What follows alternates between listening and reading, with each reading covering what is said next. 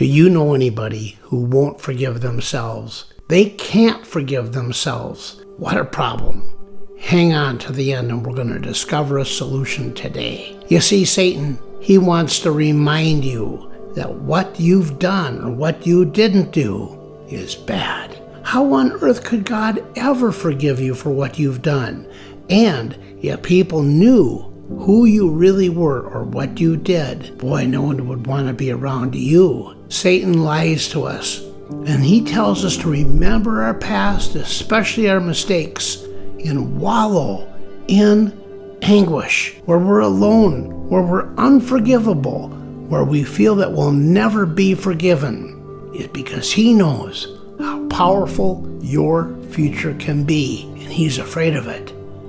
Let's discover the power of forgiving yourself and how to do that with a story about Peter.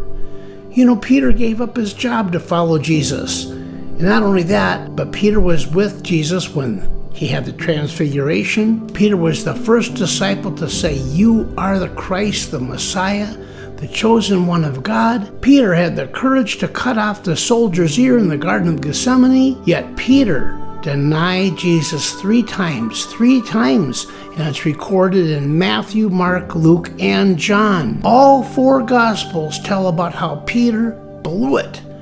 Can you imagine what a loser Peter felt like?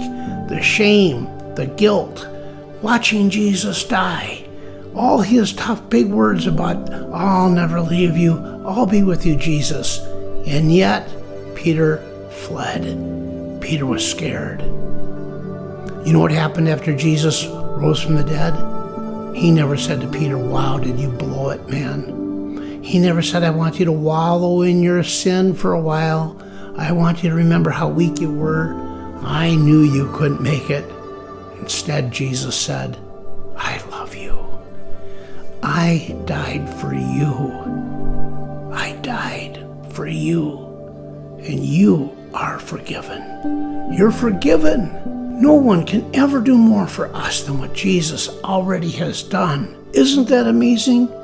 Jesus wants you to only recognize that you've been forgiven. And now, armed with that power, your future is in front of you. What an amazing, amazing perspective. My friends, if you want to learn more about forgiveness and the power of forgiveness and how to forgive, visit helpmeforgive.org. We'll see you there. It'll set you free. That's where Jesus wants you to be.